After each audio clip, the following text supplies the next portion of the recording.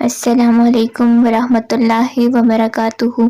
شروع اللہ کے نام سے جو بڑا مہربان اور نہایت رحم کرنے والا ہے۔ ایک بہت ہی پیاری حدیث ہے۔ رسول اللہ صلی اللہ علیہ وآلہ وسلم نے فرمایا، لوگوں میں سب سے زیادہ آزمائش کس پر آتی ہے؟ زید بن ثابت رضی اللہ عنہ کہتے ہیں کہ نبی صلی اللہ علیہ وسلم اپنے ہجر پر بنی نجار کے ایک باغ میں تھے، ہم بھی آپ کے ساتھ تھے۔ اچانک حجر بھٹک گیا، قریب تھا کہ آپ کو گرا دیتا۔ 5 6 یا 4 قبریں تھیں۔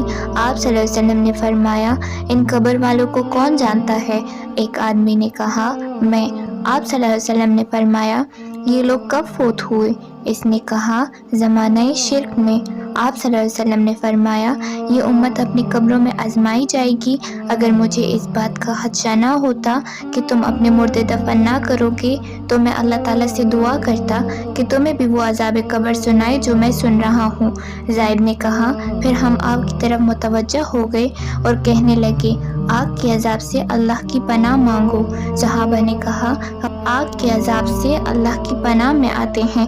آپ نے فرمایا، قبر کے عذاب سے اللہ کی پناہ مانگو۔ صحابہ نے کہا، ہم قبر کے عذاب سے اللہ کی پناہ میں آتے ہیں۔ آپ نے فرمایا، ظاہری اور باطنی فتنوں سے اللہ کی پناہ مانگو۔ صحابہ نے کہا، ہم ظاہری اور باطنی فتنوں سے اللہ کی پناہ میں آتے ہیں۔ آپ صلی اللہ علیہ وسلم نے فرمایا، دجال کے فتنے سے اللہ کی پناہ مانگو۔ صحابہ رضی اللہ عنہ نے کہا، ہم دجال کے فتنے سے اللہ کی پناہ میں آتے ہیں۔ ابو سعید حیدری کہتے ہیں کہ میں نبی صلی اللہ علیہ وسلم کے پاس آیا، آپ بخار میں تپ رہے تھے۔ میں نے اپنا ہاتھ آپ پر رکھا تو لحاف کے اوپر سے بخار کی حرارت محسوس کی۔ میں نے کہا، اے اللہ کے رسول، یہ کتنا شدید ہے؟ آپ صلی اللہ علیہ وسلم نے فرمایا، ہمیں تکلیف بھی دوگنی دی جاتی ہے اور اجر بھی دوگنا دیا جاتا ہے۔ میں نے کہا، اے اللہ کے رسول، لوگوں میں سب سے زیادہ آزمائش کس پر آتی ہے؟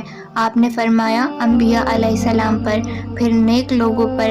کسی کو محتاجی میں آزمایا جاتا ہے، حتیٰ کہ اس کے پاس صرف وہ چادر بچتی ہے جو اسے ڈھانپتی ہے، اور وہ آزمائش میں اتنا خوش ہوتا ہے جتنا تم میں سے کوئی بھی شخص خوشحالی میں مسرور ہوتا ہے۔